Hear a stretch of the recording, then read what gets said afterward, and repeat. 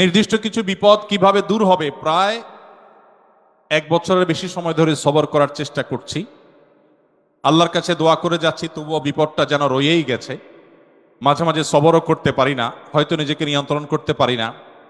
অনেকটা সময় চলে গেছে, বিপদের পথ এখনো পার হয়নি। সবসময় আল্লাহর কাছে ফিরে আসি, চেষ্টা করি নিজেকে দিয়ে যতটুকু হয়। জানি আমার অনেক ভুল ত্রুটি আছে, সেগুলো নিয়ে আল্লাহর কাছে ক্ষমা চাই, বারবার ফিরে যায় আল্লাহর কাছে। এই বিপদ আর সবর নিয়ে কিছু নসিহত করতে, সামনে পথ কিভাবে অতিক্রম করতে পারি। আমি আমার বক্তব্যে বলেছি, মানব ইতিহাসের সবচাইতে বিপদগ্রস্ত মানুষটির নাম মুহাম্মদ সাল্লাল্লাহু আলাইহি সাল্লাম। মুহাম্মদ সাল্লাল্লাহু আলাইহি সাল্লামের চাইতে বেশি বিপদ সংকুল ছিল এরকম কোন মানুষের জীবন আপনি দেখাতে পারবেন না। এটা আমার বক্তব্য নয়, খোদ তার বক্তব্য। নবী সাল্লাল্লাহু আলাইহি সাল্লাম বলেছেন, আসাদ্দুন নাসে বালাআন আল আম্বিয়া সুম্মাল আমসাল ফাল আমসাল। সবচেয়ে বেশি বিপদগ্রস্ত ছিলেন, সবচেয়ে বেশি কষ্টে জর্জরিত ছিলেন নবী রাসূলগণ। এরপর নবী রাসূলদের সাথে যাদের যত বেশি সাদৃশ্য, যত বেশি মিল হবে, যাদের মধ্যে নবী রাসূলদের আদর্শ যত বেশি থাকবে, তাদের জীবনে বিপদ তত বেশি আসবে। অনেক মুসলিম বন্ধুরা প্রশ্ন করেন, ইসলাম যদি সত্য ধর্ম হয়, আল্লাহর অস্তিত্ব যদি সঠিক সত্য হয়, নাউজুবিল্লাহ, এরকম প্রশ্ন অনেক মুসলমানের সন্তান করেন, তাহলে মুসলমানরা কেন গোটা পৃথিবীতে মার খাচ্ছে? কেন ফিলিস্তিনেও আমরা দেখি বোমের নিচে মুসলমান? কেন কাশ্মীরেও আমরা দেখি নির্যাতনের নিচে মুসলমান? কেন সিরিয়াতেও আমরা দেখি নির্যাতিতে মুসলমান? কেন ইরাকে আমরা দেখি মার খাচ্ছে মুসলমান? কেন আফ্রিকা আমরা দেখি মার খাচ্ছে মুসলমান? কেন বার্মায় দেখি আমরা মার খাচ্ছে মুসলমান? কেন চায়নার উইঘুরে দেখছি আমরা মার খাচ্ছে মুসলমান? পৃথিবীর যেখানেই মার খাচ্ছে দেখবেন মুসলমান মায়ের নিচে আছে, উপরে মুসলমান নেই। তারপরও পৃথিবী বলবে মুসলমান সন্ত্রাসী। আমাদের অনেক মুসলমানকে তারা কনভিন্স করে ফেলেছে, অনেক মুসলমানের সন্তান কনভিন্স হয়ে গেছে, হ্যাঁ তাই তো, মুসলমানরা অনেক অশান্তি সৃষ্টি করে। দুইটা বিশ্বযুদ্ধ তো মুসলমানরাই করেছিল না? মুসলমানরা না? কত মানুষ মারা গেছে দুই বিশ্বযুদ্ধে? কত মানুষ? 100 মিলিয়নের বেশি মানুষ হত্যা করা হয়েছে দুইটি বিশ্বযুদ্ধে। মুসলমানরা করেছে। মুহাম্মদ সাল্লাল্লাহু আলাইহি সাল্লাম তার আদর্শকে পৃথিবীতে প্রতিষ্ঠিত করতে গিয়ে 27টি যুদ্ধে তাকে সশরীরে অংশগ্রহণ করতে হয়েছে। 27টি যুদ্ধে, 27টি যুদ্ধে তিনি অংশগ্রহণ করেছেন। এই সকল যুদ্ধে যত মানুষ মারা গেছে সবগুলোর যোগফল কত জানা আছে আমাদের কারো? মাত্র 1000 মানুষ। এর মধ্যে 600 জন বিশ্বাসঘাতকতার অপরাধে দণ্ডিত হয়ে মৃত্যুদণ্ডের মুখোমুখি হয়েছে, আর বাকি 400 মানুষ মারা গেছে 27টি যুদ্ধে। কল্পনা নয়, গল্প নয়, বাস্তব। এই জন্য বলেছি সিরাতের বই খোলেন, বিবেক খুলে যাবে। গোটা পৃথিবীতে ইসলামকে প্রতিষ্ঠা করতে গিয়ে মুহাম্মদ সাল্লাল্লাহু আলাইহি সাল্লাম 27টি যুদ্ধে অংশগ্রহণ করেছেন, সেখানে মানুষ মারা গেছে মাত্র 400। 400 মানুষের জীবনের বিনিময়ে 400 মানুষের মূল্য, এটা দিয়ে গোটা বিশ্বে ইসলামকে প্রতিষ্ঠিত করেছেন মুহাম্মদ সাল্লাল্লাহু আলাইহি সাল্লাম। একটা ইউনিয়ন দখল করতে গিয়ে তো 400 বেশি মানুষ মারা যায়। আজকের পৃথিবীর মানবতার সবক দেওয়া মানুষগুলো পাখির মতো মানুষ মেরে যেখানে সমান করে ফেলছে, সেই মানুষগুলোই আবার মুসলমানদেরকে বলে যে মুসলমানরা নাকি সন্ত্রাসী, মুসলমানরা নাকি পৃথিবীতে অশান্তি সৃষ্টি করছে। অথচ গোটা পৃথিবীর যেখানেই মার চলছে, যেখানেই যুদ্ধ চলছে, আপনি দেখবেন অস্ত্রের নিচে তাকালে দেখবেন মুসলমানের চেহারা, আর কোন ধর্মের মানুষের চেহারা আপনি দেখতে পাবেন না। সে আফ্রিকা থেকে নিয়ে বার্মা পর্যন্ত কোথাও আপনি দেখাতে পারবেন না। যুদ্ধ চলছে আর নিচে মুসলমানের চেহারা নাই, একটা জায়গা দেখাতে পারবেন না। এত কিছুর পরও মুসলমানকে গালি শুনতে হয়। ভাইরা আমার, তো মুহাম্মদ সাল্লাল্লাহু আলাইহি সাল্লাম তার জীবন ছিল সবচেয়ে বেশি কষ্টের, সবচেয়ে জর্জরিত। এখনো মুসলমানরা সবচেয়ে শান্তিকামী, তারপরও তাদের সবচেয়ে বড় ব্লেমটা হজম করতে হয়, সবচেয়ে বড় মিথ্যা অভিযোগ তাদের উপরে করা হয়। অথচ মুসলমানরাই হলেন পৃথিবীর সবচাইতে শান্তিকামী, সবচাইতে শান্তিকামী। যেই কোনো বিচারে আপনি উন্মুক্ত মনে যদি বিচার করেন, আপনি দেখবেন যে পৃথিবীতে কোনো গণহত্যার সাথে পৃথিবীর ইতিহাসে মুসলমান শাসকদের বহু দোষ ছিল, বহু ত্রুটি ছিল, শতকণ্ঠে আপনি সমালোচনা করতে পারেন। আজকের বিশ্বের মোড়লরা যেভাবে গণহত্যা করছে, পাখির মতো নির্বিচারে মানুষ মারছে ফিলিস্তিনের মাটিতে, আজকে পৃথিবীর বিভিন্ন প্রান্তে তারা যেভাবে মানুষ খুন করছে, সেই মানুষগুলাই যখন কোনো ভিডিও ফুটেজে দেখেন ফেসবুকে, ইউটিউবে, তারা হেলিকপ্টার নিয়ে তাদের সেনাবাহিনী গিয়ে একটা গর্তে, কোনো একটা ড্রেনে কোনো কুকুর ছানা পড়ে গেছে, একটা বিড়ালের ছানা পড়ে গেছে, সেটা উদ্ধার করার জন্য তারা লেগে গেছে, আপনি তখন বলছেন ওয়াও, কত মানবিক তারা। সেই তারা যখন কুকুরের জন্য বিশাল বড় হসপিটাল করছে, আপনি বলছেন কত মানবিক তারা। অথচ এরাই নির্বিচারে পাখির মতো মানুষ হত্যা করছে। এবং অনেক সভ্য দেশ আছে যেই দেশে শুধু ফিলিস্তিনি নির্যাতিত ফিলিস্তিনিদের পক্ষে পতাকা নিয়ে আপনি রাস্তা বের হবেন, রাষ্ট্রের আইন অনুযায়ী আপনি অপরাধী বিবেচিত হবেন। এখনো আছে, এই সভ্য পৃথিবীতে আছে। তো যাই হোক, প্রিয় নবী সাল্লাল্লাহু আলাইহি সাল্লাম যে দিন রেখে গেছেন, এখানে মুসলমান কোনটা থাকবে এটাই স্বাভাবিক। আমার কথা কি ছিল সেখান থেকে, যে অনেক বন্ধু বলে কেন মুসলমানরা এত মার খাচ্ছে যদি ইসলাম সত্য হয়। হ্যাঁ, ইসলাম সত্য যে তার প্রমাণই এটা যে মুসলমানরা মার খাবে। মুসলমানরা কখনো জুলুম করবে না, জুলুমের শিকার হতে পারে, মুসলমান কখনো জালিমের আসনে যাবে না। ব্যক্তিগত পর্যায়ে মুসলমান জালিম থাকতে পারে, সামষ্টিকভাবে সামগ্রিকভাবে বিশ্ববাসীর উপরে জুলুম এটা ছড়িয়ে দিবে, জুলুমের স্টিম রোলার চালাবে মুসলমানরা সামষ্টিকভাবে, এটা কোনোদিন হয়নি, ইতিহাসে কোনোদিন হবেও না। অতএব যারা মনোবেদনা আছেন, কষ্টে আছেন, বিপদে আছেন, ভেঙে পড়েন যে এত বিপদ কেন, তারা নিজেদেরকে অনেক সময় মনে করেন যে আমি অপরাধী। না, এটা বরং সান্ত্বনার ব্যাপার। যে যত ইমানদার হবে তার জীবনে যত পরীক্ষা আসবে তার থেকে তত কষ্ট করতে হবে এবং কষ্টের মধ্য দিয়ে পার হতে হবে। ইমানদারের সাফল্য হলো যে যত কষ্টই হোক না কেন, একভাবে না একভাবে কষ্ট শেষ হবে। কোনোভাবে যদি শেষ না হয়, মৃত্যুর মাধ্যমে শেষ হবে। এরপরে যদি আল্লাহ তাআলা আমাকে জান্নাত অফার করেন, যে বান্দা তুমি অনেক কষ্ট করেছো, তোমাকে আমি জান্নাত অফার করছি, তাহলে আমার সারা জীবনের কষ্টের বিনিময়ে অনন্তকালের জান্নাত পেয়ে গেলে এটা নিশ্চয়ই লাভজনক ডিল। ভাইরা আমার, দুঃখ বা কষ্টে যখন থাকি তখন আমরা সাধারণত এই বিষয়গুলোকে এভাবে অনুভব করতে পারি না, একটু কষ্ট হয়। যখনই আপনি আমি দুঃখে পতিত হব, আমাদের নবীজির কথা স্মরণ করব, যে তার চাইতে দুঃখে কেউ ছিল না, সবচেয়ে কষ্টে ছিলেন, কিন্তু তার চাইতে সাকসেসও পৃথিবীতে কেউ ছিল না। ইন্টারেস্টিং বিষয়, সবচেয়ে দুঃখী মানুষ সবচেয়ে সফল মানুষ। কি অর্থে সফল? ওই যে তার মিশনকে তিনি সবচেয়ে ভালোভাবে বাস্তবায়ন করেছেন। প্রথম এবং দ্বিতীয় বিশ্বযুদ্ধের মধ্যে 100 মিলিয়ন মানুষ হত্যা করতে হয়নি। তার আদর্শকে তিনি পৃথিবীতে অত্যন্ত চমৎকারভাবে প্রতিষ্ঠা করে গেছেন, সবচেয়ে শান্তিপূর্ণভাবে, সবচেয়ে কম মানুষের জীবনের মূল্যের বিনিময়।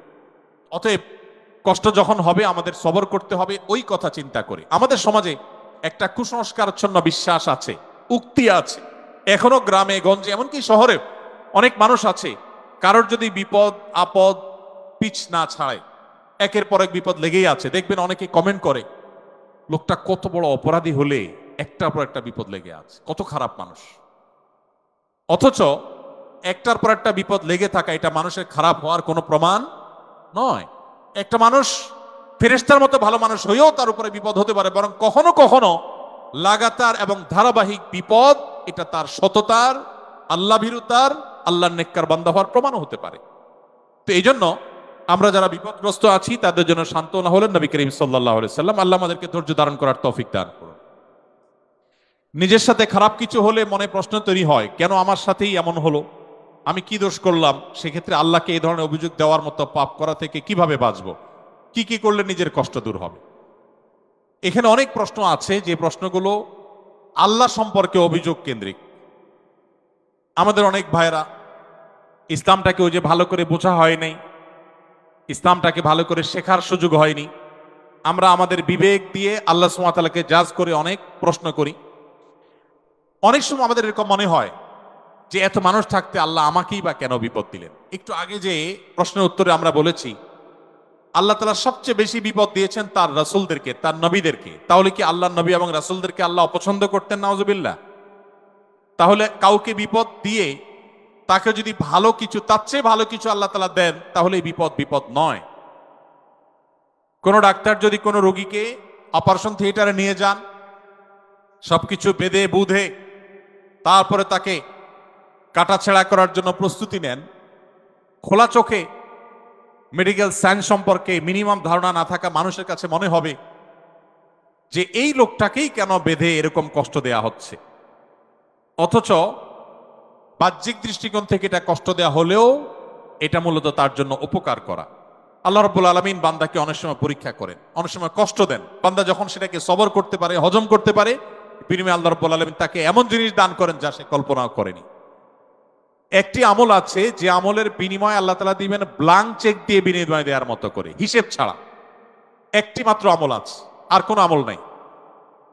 যে আমল সম্পর্কে আল্লাহ রাব্বুল আলামিন কোরআনে কারিমে বলেছেন যে এই আমলটি করলে দুনিয়াতে কোনো কাজের বিনিময় যেরকম ব্ল্যাঙ্ক চেক দিয়ে দিলে আমরা মনে করি যে ফিগার তার মতো বসা নিতে পারবে, সবচাইতে বড় অ্যামাউন্টটা সে বসাতে পারবে, ঠিক একইভাবে একটি আমল করলে কিয়ামতের ময়দানে বান্দাকে আল্লাহ তাআলা হিসেব করে করে কয়েকটা নামাজ পড়েছো, কয়টা রোজা রেখেছো, কয় টাকা দান করেছো, কয়বার কোরআন তেলাওয়াত করেছো, কয়বার তাসবিহ করেছো, এভাবে হিসেব করে করে আল্লাহ তাআলা দিবেন না। আল্লাহ তাআলা থোক ব্ল্যাঙ্ক চেকের মতো হিসেব ছাড়া দিয়ে দিবেন একটা আমলের বিনিময়। সে আমলটা কি? কোরআনে কারিমে আল্লাহ বলেছেন ইন্নামা ইউওয়াফাস সাবিরুনা আজরাহুম বিগাইরি হিসাব। যারা তাদের জীবনে ধৈর্যশীল হিসেবে নিজেদেরকে প্রমাণ করতে পেরেছে। ইবাদত করতেও ধৈর্যের প্রয়োজন হয়, অপরাধ এবং পাপের পথ না মানানোর জন্য ধৈর্যের সংযমের প্রয়োজন হয়, আর বিপদ আপদে কষ্টে তো নিজেকে ধৈর্যশীল রাখতেই হয়। এই ধৈর্য যদি কেউ ধরতে পারে, নবী কোরআনে কারিমে আল্লাহ তাআলা বলেছেন ইন্নামা ইউওয়াফাস সাবিরুনা আজরাহুম বিগাইরি হিসাব। ধৈর্যশীলদের বিনিময় আল্লাহ তাআলা দিবেন হিসেব ছাড়া, ব্ল্যাঙ্ক চেকের মতো। এই জন্য নিজের জন্য খারাপ কিছু হলো, নিজের কোনো বিপদ হলো, আর তখন আমি মনে করলাম আল্লাহ আমাকেই বা কেন দিলেন? আল্লাহ আপনাকে ভালোবাসেন, সেজন্য আপনাকে তা দিয়েছেন। এটি আমার কথা নয়। নবী সাল্লাল্লাহু আলাইহি ওয়াসাল্লাম বলেছেন ইন্নাল্লাহা ইযা আহাব্বা কওমান ইবতালাহুম। আল্লাহ যখন কোন সম্প্রদায়কে, কোন মানুষকে ভালোবাসেন তাকে পরীক্ষায় ফেলেন, তাকে বিপদে ফেলেন। এটা আল্লাহ সুবহানাহু ওয়া তাআলার সিস্টেম। এই জন্য যারা বিপদগ্রস্ত হয়ে আমরা মন খারাপ করি তাদের জন্য এই সমস্ত হাদিসে রয়েছে সান্ত্বনা। ক্যাম্পাসে অনেক সময় কম্পিউটার বা মোবাইলে গেমস কম্পিটিশন হয়, এতে অংশগ্রহণ করার ব্যাপারে শরিয়া দৃষ্টিভঙ্গি কি? আমি জানি না আপনাদের ক্যাম্পাসে কিরকম গেমসের কম্পিটিশন হয়, কি ধরনের হয়, সেটার স্বরূপ কি। যদি এমন কোন কম্পিটিশন হয় যেটা বাহ্যিক দৃষ্টিকোণ থেকে গেমস বলা হলেও সেটা জ্ঞানমূলক, সেখানে শিক্ষার কোনো ব্যাপার আছে, সেখানে কোনো টেকনিক্যাল বিষয়ের কোনো কম্পিটিশনের ব্যাপার আছে, যদি এরকম হয় তাহলে সেটা শরীয়তের দৃষ্টিকোণ থেকে নাজায়েজ নয়। আর যেই গেমস নিছকই গেমস, এখানে কোনো টেকনিক্যাল উন্নয়নের ব্যাপার নেই, এখানে কোনো কারিগরি দক্ষতার কম্পিটিশনের ব্যাপার নেই, নিছকই টাইম পাস, তো এটা একজন মুসলমানের জন্য কোন অবস্থাতে শরীয়ত জায়েজ করেনি।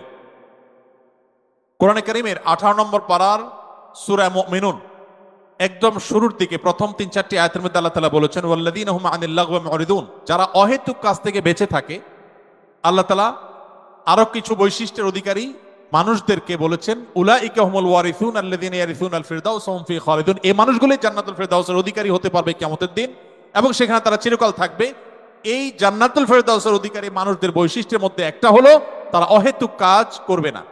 ইসলাম আমাদেরকে সেই ধরনের খেলাধুলার অনুমোদন করে, অ্যাপ্রিসিয়েট করে, যেগুলোতে আমাদের শারীরিক কসরত হয়, ব্যায়াম হয়, এক্সারসাইজ হয়, এবং সেখানে পারস্পরিক লেনদেন নেই, জুয়া নেই।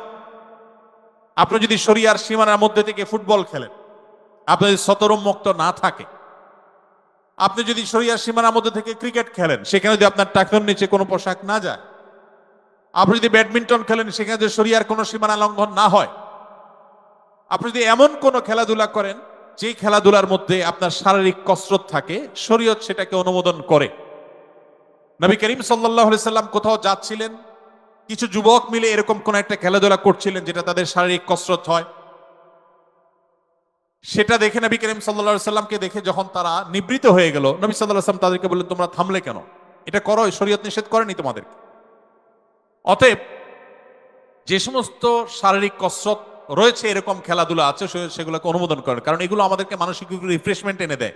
এর বিপরীতে যত গেমস আছে আজকের পৃথিবীতে, মোবাইলে হোক, কম্পিউটারে হোক, ট্যাবে হোক, যতভাবে হোক, এই গেমসগুলোর কোনোটি, এমনকি অফলাইনে যে সমস্ত গেমস আছে, টাস খেলা, ক্যারাম খেলা, আর অনেক খেলাধুলা আছে, যে খেলাগুলোতে আসলে শারীরিক কোনো কসরত নাই, এগুলোকে শরীয়ত অনর্থক কাজ হিসাবে বিবেচিত করে এবং এগুলোর জন্য কিয়ামতের ময়দানে আল্লাহর কাছে জবাবদিহি করতে হবে, এগুলো গুনাহ। সমস্ত উলামা ইকরাম একমত। এই সমস্ত খেলাধুলো, সেটা লুডো বলেন বা অন্য যত রকমের খেলাধুলা আছে অনলাইনে অফলাইন, এগুলো মানুষকে মানসিকভাবে আরো ভারাক্রান্ত করে দেয়, মানুষকে আরো বোর করে দেয়। এ ধরনের খেলাধুলা করার পর আপনার মধ্যে মানসিক রিফ্রেশমেন্ট কখনো আপনি পাবেন না, কখনো আপনি রিফ্রেশ বা ফ্রেশনেস আপনি কখনো অনুভব করবেন না। এই জন্য শরীয়ত এগুলাকে নিষেধ করে। অতএব আপনার এখানে কি ধরনের কম্পিটিশন আমি জানি না, আমি শুধুমাত্র মৌলিক কথা বলে রাখলাম। বেশিরভাগ সময় অসুস্থতা আর বিপদ আপদে লেগেই থাকে, ট্রিটমেন্টের সাথে সবরও করছি চরম সীমা পর্যন্ত, তবুও মানব দেহ তো এত এত বিপদে ফরজ ইবাদতগুলো ছুটে যায়, যখনই ছুটে ছুটে তীব্র খারাপ লাগা কাজ করে, মন ছটফট করে আল্লাহর ইবাদত করার জন্য। কখনো পারি কখনো পারি না, কত দিনই ভাইদেরকে দেখি মাশাআল্লাহ, কত দিনই জ্ঞান, আমিও জ্ঞান চর্চা করতে চাই কিন্তু পারি না। আচ্ছা, আল্লাহ কি আমায় পরীক্ষা করছেন নাকি আযাব দিচ্ছেন? কখন বুঝবো কোনটায় আছি, আযাব নাকি পরীক্ষা? দেখুন,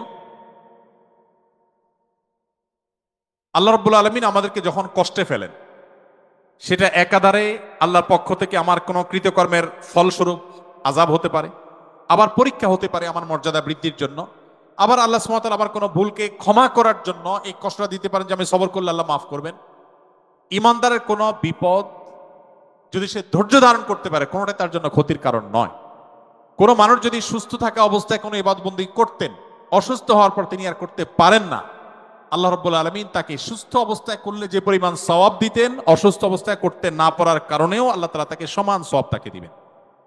তো এই জন্য একজন ইমানদার তার এই সমস্ত কারণে ডিপ্রেসড হওয়ার কোনো কারণ নাই। অনেক মুরব্বীরা আছেন, বৃদ্ধ মানুষ আছেন, যে চাইলে অনেক নফল আমল করতে পারেন না। তাদের জন্য সান্ত্বনার বিষয় হলো যে আপনি সুস্থ সবল থাকা অবস্থায় যদি আমল করে থাকেন, তাহলে এখন অসুস্থ অবস্থা করতে না পারার কারণে আল্লাহ তাআলা আপনাকে বঞ্চিত করবেন না, আপনাকে ওই পেনশনের মধ্যে করে সওয়াব দিবেন ইনশাআল্লাহ তাআলা। এরপরে প্রশ্ন হলো, ইসলাম অনুযায়ী কোনো ব্যক্তি যদি অমুসলিম অবস্থায় বা কালেমা না পড়ে মৃত্যুবরণ করে, তাহলে সে জাহান্নামে যাবে, কিন্তু অন্য ধর্ম অনুযায়ী জান্নাত বা স্বর্গে যাওয়ার জন্য শর্ত হচ্ছে ভালো কাজ করা, অন্যের ক্ষতি না করা। বিভিন্ন ধর্মের পণ্ডিত ব্যক্তিরাই, যাদের নিজের ধর্ম সহ অনেক ধর্মের জ্ঞান আছে, তারা এত জ্ঞানী হওয়া সত্ত্বেও ইসলামের সত্য উপলব্ধি করতে পারে না। সেখানে একজন স্বল্প জ্ঞানী বা অশিক্ষিত ব্যক্তির ধর্ম সম্পর্কে স্টাডি করে সত্য খুঁজে পাওয়ার বা চাওয়ার সম্ভাবনা বা সদিচ্ছা তো অনেক কঠিন বা কাল্পনিক। আবার পরিবেশের সমাজ ব্যবস্থাও মানুষের মনস্তত্ত্বের উপর অনেক প্রভাব ফেলে, এবং সাধারণ ব্যক্তি তো আর নবী বা উলিয়া উলিয়া পর্যায়ের না যে সে গভীর চিন্তায় সত্য খোঁজার ব্যাপারে নিমগ্ন থাকবে। এমত অবস্থায় অমুসলিম দেশের সাধারণ ব্যক্তি, যার যৌক্তিক চিন্তার ক্ষমতা কম, এমন ব্যক্তি ভালো কাজ করার পরও জাহান্নামে যাওয়া কি ইসলামে অনেক কঠিন বা কট্টর বর্বর বানায় না? বা এই ধরনের আইন বা আদেশের ব্যাখ্যা কি ইসলামে যেখানে ইসলাম মানে যৌক্তিক ও শান্তির ধর্ম? অনেক দীর্ঘ প্রশ্ন, কিন্তু প্রশ্নটা পরিষ্কার।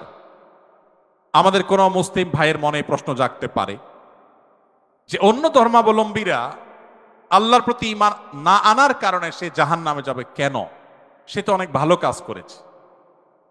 অনেকে প্রশ্ন করে, বিদ্যুৎ যে আবিষ্কার করেছে, তার আবিষ্কৃত বিদ্যুতের লাইট দিয়ে কোরআন পড়ে আপনি জান্নাতে যাবেন, আর সে বেঈমান হওয়ার কারণে জান্নাতে যাবে না, কেমন কথা? অনেকে প্রশ্ন করেন না? অনেকে প্রশ্ন করেন। এই টাইপের আরো অনেক প্রশ্ন আছে, আমি আর উদাহরণে যাচ্ছি না, একটা দিয়ে আপনারা আশা করি বুঝতে পেরেছে। খুব ইন্টারেস্টিং প্রশ্ন কিন্তু। যার বিদ্যুতের আলো দিয়ে কোরআন পড়ে পড়ে আপনি জান্নাতে যাবেন, সেই বিদ্যুতের আবিষ্কারক তিনি শুধু মুসলিম না হওয়ার কারণে জান্নাতে যাবেন না, কেমন যৌক্তিক কথা? আপনারা অনেক সময় দেখবেন সোশ্যাল মিডিয়াতে কোন অমুসলিম খেলোয়াড় মারা গেছে বা অমুসলিম কোনো বড় স্টার তারকা মারা গেছে, তো লেখা হয় RIP, রেস্ট ইন পিচ। এটা লিখলেও হুজুররা বাগড়া বাঁধে। হুজুরদের জ্বালায় আসলে কোথাও থাকার উপায় নেই। তো RIP লেখছে পোলাপান, সেখানে হুজুররা বলে না, জায়েজ নাই, একজন অমুসলিম তাকে কেন আপনি রেস্ট ইন পিচ বা জান্নাতে আরামে ঘুমাও এটা বলতে পারেন? এই যে প্রশ্নটা, এই প্রশ্নটার অনেক টেকনিক্যাল উত্তর দেওয়া যায়। আমি একটা সংক্ষেপে খুব সহজ উত্তর দিই। আমি খুব সাদামাঠা মানুষ, একজন টিপিক্যাল হুজুর, আপনারা সব শিক্ষিত মানুষ। দেখেন, বিদ্যুৎ যিনি আবিষ্কার করেছেন, বা আপনি যে অমুসলিমের কথা বলছেন, যিনি ব্যক্তিগতভাবে অনেক ভালো মানুষ, অনেক কিছু, বাট ইমানটা নাই, অন্য ধর্মাবলম্বী কোনো মানুষ তাকে জীবদ্দশা যদি আপনি বলতেন ভাই চলেন জান্নাতে যাই, তিনি কিভাবে নিতেন এই কথাটাকে? আমি কি বোঝাতে পারি নাই আপনাদের? একজন অন্য ধর্মাবলম্বী, ধরেন একজন খেলোয়াড়ের নাম বলো না, মুসলিম, মেসি, আপনি তো যায় বলেন মেসি ভাই চলো এসব বাদশা দিয়ে চলো জান্নাতে যাই, আপনার এই কথাটা কি সে ভালোভাবে নিবে? নিবে? জীবদ্দশায় যে সমস্ত অমুসলিমেরা তাদের জীবনে ভালো মন্দ যাই থাকুক না থাকুক, সে আলাপ সাইডে রেখে আসুন আমরা বাস্তবিক আলাপে আসি। একজন অন্য ধর্মাবলম্বী মানুষ, তাকে আপনি যদি বলতেন, যার জীবদ্দশা বিদ্যুতের আবিষ্কারককে যদি আপনি পাইতেন এবং তাকে যদি আপনি বলতেন যে ভাই এসব বিদ্যুৎ টিদ্যুৎ বানানো ছাড়ে চলো জান্নাতে চলো, সে কি আপনার এই আহ্বানকে পজিটিভলি নিতেন? অন্য কোন ধর্মের মানুষকে যদি আপনি বলতেন যে ভাই জান্নাতে চলো, সে জান্নাত বিশ্বাসিত করে না। আপনি জান্নাতে যাওয়ার আহ্বান করলেও এটাকে সে ডিনাই করত। তো জীবদ্দশায় যে লোক জান্নাতে যেতে চাইতো না, মরার পরে আপনি তাকে টেনে যদি জান্নাতে নিতে চান, এটা কি তার প্রতি সুবিচার হবে না অবিচার হবে? আমি কি বোঝাতে পেরেছি?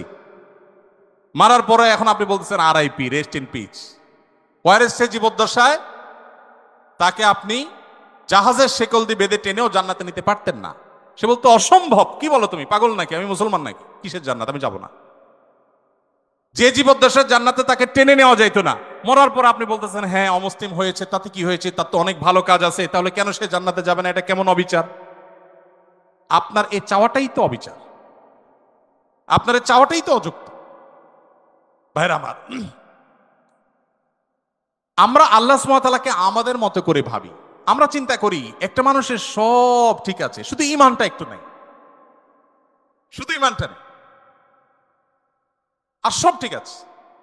শুধু ঠিক আছে না, আমাদের মুসলমানদের চাইতে অনেক বেশি ডিসিপ্লিন মেনটেন করে, অনেক মাশাআল্লাহ তাদের আচার আচরণ সুন্দর, পারতপক্ষে কোনো পশুকে কষ্ট দেয় না, যদিও মুসলমানকে বোমা মারে,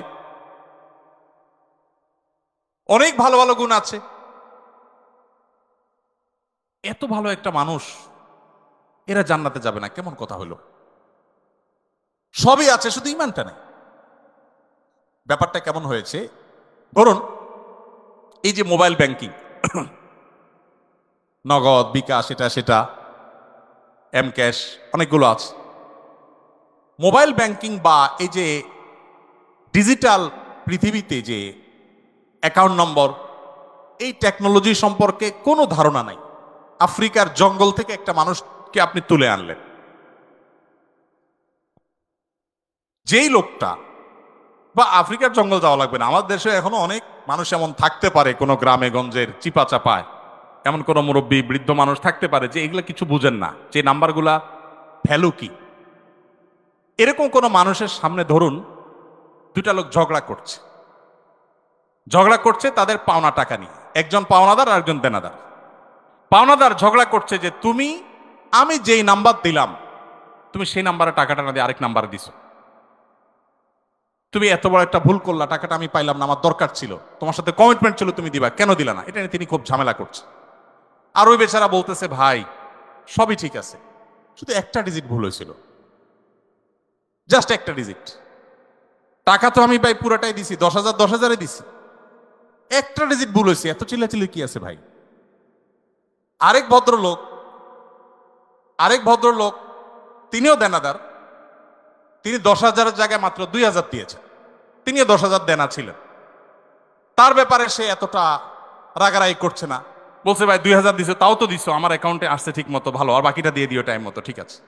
এখন ওই যে বৃদ্ধ চাচা, যে এই টেকনোলজি সম্পর্কে কোনো ধারণা নাই, সে চাচা এসে এখন বলতেছে ভাই একটা লোক 2,000 দিল, তুমি খুশি হয়ে গেলা, আর এই বেচারা 10,000 দিল, 10,000 দিছে, পুরাটাই দিছে, লাগলে আরো 2,000 হয়তো বাড়াইয়াও দিছে, শুধু একটা ডিজিটের ভুলের কারণে এত চেতাচেতির কি আছে? এই চাচাকে কেউ বুঝাতে পারবে? কেন বোঝাতে পারবে না? কারণ এই টেকনোলজিটা তার জানা নাই। ভাইরা আমার, আমাদের অনেক বন্ধু আছেন যারা আল্লাহর অনেক বিধানকে, শরিয়ার অনেক বিধানকে, কোরআনের অনেক নির্দেশকে তাদের লজিক দিয়ে তারা বিচার করে। এটা তো ইলজিক্যাল, এটা তো অযৌক্তিক। আরে ভাই, আরবিতে একটা প্রবাদ আছে, আল ইনসানু আদা উল্লিমা জাহিলু। মানুষের কাছে যে বিষয়ে অজানা থাকে সেটা তার কাছে শত্রু মনে হয়। আপনি যে টেকনোলজি জানবেন না সেটা আপনার কাছে ইলজিক্যাল মনে হবে। বিদ্যুৎ আবিষ্কার হয়েছে আজ থেকে কত বছর আগে? কত বছর আগে? যতশো বছর আগেই হোক, ধরেন 500 বছর আগের পৃথিবীর কোনো মানুষ, বিদ্যুৎ আবিষ্কার হওয়ার আগের পৃথিবীর কোনো মানুষ, তাকে যদি বলা হতো যে এখানে ওয়ালে একটা সুইচ আছে, এখানে টিপ দিলে ওই 20 হাত দূরে ফ্যান ঘোরা শুরু করবে, এটা যদি বলা হতো, তার কাছে এই কথাটা কি লজিক্যাল হতো না ইলজিক্যাল হতো? লজিক্যাল হতো। সে বলতো হাস্যকর, তাই না? ফেসবুকীয় ভাষায় সে বলতো কি, জাস্ট হাস্যকর। টিপ দিবা এখানে ওয়ালে, ফ্যান ঘুরবে 20 হাত দূরে, কিভাবে সম্ভব? ফালতু কথা, গল্পের আর জায়গা পাও না মিয়া। কারণ সে টেকনোলজিটা জানা নাই। মানুষের তৈরি টেকনোলজি সম্পর্কে এতটুকু গ্যাপ থাকার কারণে যদি কোনো কিছু তার কাছে ইলজিক্যাল মনে হয়, মানুষের সৃষ্টিকর্তা, মানুষের এই ব্রেইনের সৃষ্টিকর্তা আল্লাহ রাব্বুল আলামিনের কাছে তার কোনো আদেশ, তার কোনো নিষেধ, এটার যৌক্তিকতা বাহ্যিক দৃষ্টিকোণে আমার বুঝে আসছে না, তার টেকনোলজি আমি ধরতে পারছি না। ওই যে একটা ডিজিটে বললে কি হয়েছে, শুধু ইমান নাই তাতে কি হয়েছে, এই টাইপের কথাবার্তা অনেকটা সেরকম শিশুসুলভ কথাবার্তা। আল্লাহ তাআলা আমাদেরকে বুঝার তৌফিক দান করুন। ভাইরা আমার, অনেক কথাই বলা যাবে, সময় অনেক গড়িয়ে গেছে, রাত হয়েছে, আমাদের যেতে হবে, ফজর নামাজ পড়তে হবে। ইমানটা আসলে সারেন্ডার করার নাম, আত্মসমর্পণ করার নাম। মানুষ নিজের বিবেক বুদ্ধি দিয়ে আল্লাহ তাআলাকে জাজ করতে চায়। আমাদের তরুণরা, আপনারা বয়সে বেশিরভাগ এখানে আমাদের টিচারদার যারা আছেন, আমার পিতৃতুল্য, বড় ভাই তুল্য, তারা বাদে বাকি যারা আছেন সবাই স্টুডেন্ট। আপনারা এই বয়সটাতে অনেক হেয়ালিপনা আসে। ওই যে বৃদ্ধ চাচার মতো ডিজিটের হিসাব কষাকষি শুরু হয়, আল্লাহর সাথে পাল্লা দেয়া দেয় শুরু হয়। আল্লাহ এটা কেন বললেন, ওইটা কেন বললেন? ভাই, আল্লাহ রাব্বুল আলামিন কেউ যদি অমুসলিমের ঘরে জন্ম নেয়, আল্লাহ তাআলাকে যদি সুস্থ বিবেক বুদ্ধি দিয়ে থাকেন, তিনি অসুস্থ না হন মানসিকভাবে, শুধুমাত্র তার কাছে এই জিজ্ঞাসা থাকবে তার বিবেক তার সৃষ্টিকর্তার পথে তারে পথ নির্দেশ করেছে কি করেনি। যদি করে থাকে, আল্লাহর একত্ববাদের বিশ্বাসটা শুধু থাকে, আর কোনো বিধান আল্লাহর নাও মানে, গতানৈতিকভাবে সে মুসলমান নাও হয়, তার কাছে ইসলামের দাওয়াত যদি না যায়, তাহলে সে ইসলামের সহিত দৃষ্টিকোণ থেকে মুক্তি পেয়ে যাবে আখিরাতে। আল্লাহ তাআলা কারোর প্রতি জুলুম করবেন না, কারোর প্রতি জুলুম করবেন না। এই টাইপের অনেক প্রশ্ন আছে। গত 4-5 দিন আগে, সম্ভবত গত বুধবারে, ডেনমার্কের কোপেনহেগেনে একটা প্রোগ্রামে এক ভাই, প্রশ্ন দেখে বুঝলাম যে নাস্তিক ভাইটা 10-15টা প্রশ্ন করেছেন। এদিকে আমার ফ্লাইটের টাইম কাছাই গেছে, আমি ওই প্রশ্নগুলো টাচই করতে পারি না, খুব দুঃখ রয়ে গেছে আমার মনে। এই সবগুলো প্রশ্নের গোড়া এক জায়গায়, সেটা হলো যে নিজের বিবেক দিয়ে আল্লাহকে বোঝার চেষ্টা করা। আল্লামা ইকবালের নাম আপনারা শুনেছেন, ভারতবর্ষের একজন বড় কবি ছিলেন। আল্লামা ইকবাল বলেছেন, জু সমঝ মে আ গই ও ফির খুদা কিউ কর হুয়া। যাকে আপনার বিবেক দিয়ে ক্যাপচার করে ফেলতে পেরেছেন, আয়ত্ত করে ফেলতে পেরেছেন, সে আবার আল্লাহ হলো কিভাবে? আল্লাহ তো সে অসীম সত্তার নাম, যে অসীম সত্তাকে আপনার আমার বিবেক দিয়ে, আমার বুদ্ধি দিয়ে তার সকল আদেশ নিষেধের, সকল তত্ত্বের যৌক্তিকতা আমরা ধরতে পারবো না। এটাই তো আল্লাহর অসীমত্বের পরিচয়। একজন অধীনস্থ যদি একজন মালিকের সকল কাজের, সকল পলিসির যৌক্তিকতা তার মাথায় না ধরে, হতে পারে না। কোম্পানির মালিক আর কোম্পানির একজন ড্রাইভার, এখানে আমার বড় ভাই ডাক্তার মহিউদ্দিন ভাই আছেন, এত বড় প্রতিষ্ঠানের মালিক, এতগুলো মেডিকেল কলেজ, এতগুলো মানুষ তার কাজ করে। এখন উনি যদি ওনার একজন সাধারণ কর্মচারীকে বলেন এই জিনিসটা অমুক জায়গা দিয়ে আসো, ওইটা অমুক জায়গা নিয়ে আসো, সে যদি বলে স্যার কেন করব, যদি বলে যে অমুক রেটে দিয়ে আসো, স্যার কেন দিয়ে আসবো, কথায় কথা যদি সে স্যার কেন বলে, তাহলে এই মায়ের খাওয়ার উপযুক্ত হবে কি হবে না? কেন মায়ের খাওয়া উপযুক্ত হবে বলেন তো? আরে মিয়া, আমার সব কেন যদি তুমি বুঝে যাইতা, তাহলে তুমি তো ডাক্তার মহিউদ্দিন হয়ে যেতা, তাহলে তুমি তো আকিজ গ্রুপের চেয়ারম্যান হয়ে যেতা, তাহলে তুমি তো শত শত হাজার হাজার কোটি টাকা বিজনেস করতে পারতা। আমার সব কিছুর যৌক্তিকতা তোমার বুঝে আসবে না। তুমি আমার জায়গায় আসতে বহু সময় লাগবে, আমার এই বয়স পার হয়েছে এগুলো বুঝতে বুঝতে। এটা যদি হয় একজন মানুষের তফাৎ, সেখানে সৃষ্টি হয়ে আল্লাহর সমস্ত আদেশ আমার বুঝতে হবে, আমার বুঝে আসে নাই, তাহলে আমি কেন মানবো? এটা সবচেয়ে হাস্যকর। আল্লাহ তাআলা আমাদেরকে আল্লাহর প্রতি পরিপূর্ণ ঈমান আনার তৌফিক দান করুন। কিয়ামতের আগে এক এক ঝড়ে কত মানুষ বেঈমান হয়ে যাবে, নবী সাল্লাল্লাহু আলাইহি সাল্লাম বলেছেন। ভাইরা আমার, আপনারা দেশের কর্ণধার, আপনারা আমাদের আগামীর ভবিষ্যৎ। আমি আবারও আপনাদেরকে বলবো, প্লিজ, ওয়াজ নির্ভর ধর্ম পালন নয়, কোরআন এবং হাদিস থেকে জ্ঞান অর্জন করুন। শুধুমাত্র মুখস্থ বাণী নয়, শুধুমাত্র মোটিভেশন বা অনুপ্রেরণামূলক বক্তব্য নয়, কোরআন এবং হাদিসের পাতা খুলুন। আমি খুব আনন্দিত হই যখন দেখি ইউরোপে, আমেরিকাতে, জাপানে, কোরিয়াতে, বিভিন্ন দেশে আমাদের বুয়েটের, কুয়েটের, চুয়েটের, ডুয়েটের ভাইয়েরা সেসব জায়গাতে ইসলাম নিয়ে এত চমৎকারভাবে গবেষণা করছেন, পড়াশোনা করছেন, স্টাডি সার্কেল করছেন, ইসলাম বিভিন্ন অর্গানাইজেশন খুলছেন, ভালো ভালো কাজ করছেন। আমার বুকটা ভরে ওঠে। আমি ঈর্ষান্বিত হই যে আমি গতানুগতিক মাদ্রাসা পড়ুয়া হয়েও জান্নাতের দৌড়ে, ইসলাম প্রচারের দৌড়ে কোনো কোনো ক্ষেত্রে মনে হয় আমার এই সমস্ত ভাইরা অনেকে আমার চেয়ে এগিয়ে আছে। আজকে আপনারা যারা আমার কথা শুনছেন, আমি আপনাদের সবাইকে, আমার বোনরা যারা আমার পর্দার আড়াল থেকে আমার কথা শুনছেন, আপনাদের সবাইকে আমাদের আহ্বান রাখতে চাই, আপনি বাঘের বাচ্চা মুসলমান, আপনি ওমর রাদিয়াল্লাহু তাআলার সন্তান, আবু বকরের সন্তান, আপনি স্পেন বিজয়ী তারেক বিন জিয়াদের সন্তান। মেডিকেল সায়েন্স থেকে নিয়ে কোরআনিক সায়েন্স পর্যন্ত এমন কোন সেক্টর না যে সেক্টরে মুসলমানদের সোনালী অতীত ছিল না। সেটিকে উদ্ধার করবার জন্য আপনার নিজেকে আগে আপনার ইসলামটা বুঝতে হবে। আপনি বুঝে শুনে পড়াশোনা করে মুসলমান হতে হবে। সেই চেষ্টাটা আপনারা করবেন, সে আমার আহ্বান রইল। আপনাদের যে সমস্ত প্রশ্নের উত্তর আমি দিতে পারলাম না সময়ের অভাবের কারণে, এই সবগুলো প্রশ্ন আমি নিয়ে যাচ্ছি। আমি কোথাও কোনো প্রশ্ন সাধারণত ফেলি না। রিপিটেড প্রশ্ন না থাকলে সে প্রশ্নগুলো উত্তর দেওয়ার চেষ্টা করি। আমার মনে চাইছিল উত্তর দিতে, কিন্তু রাত অনেক গড়িয়েছে, আপনাদের ঘুমোতে হবে, আমার ফজরের পরে মিটিং আছে, যার কারণে আমাকে দৌড়াতে হবে। অনেকগুলো প্রশ্ন আছে, সবগুলোর উত্তর দিতে পারলে আমার কাছে অনেক ভালো লাগতো। উত্তর আমি দেব, তবে সেটা আজকে দিতে পারলাম না। আমাদের শুক্রবারে যে লাইভ অনুষ্ঠান হয় আমাদের ভেরিফাইড ফেসবুক পেজে, ইনশাল্লাহ সেখানে আপনাদের এই প্রশ্নগুলোকে প্রায়োরিটি দিয়ে আমরা ইনশাল্লাহ উত্তর দেওয়ার চেষ্টা করব। আর তাছাড়া ওয়াজ মাহফিল বা ধর্মীয় আলোচনায় একটা স্টাইল আছে।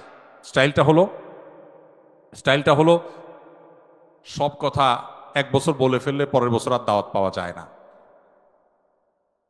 সো আমি ভিসি স্যার সহ অন্যান্য স্যাররা এবং আমাদের ছাত্র বন্ধুদের কাছে সে একই স্টাইলে বিদায় নিচ্ছি ইনশাআল্লাহ। বাকি প্রশ্নগুলোর উত্তর আগামী বছর ইনশাআল্লাহ। জাযাকুমুল্লাহ খাইর। ধন্যবাদ সবাই।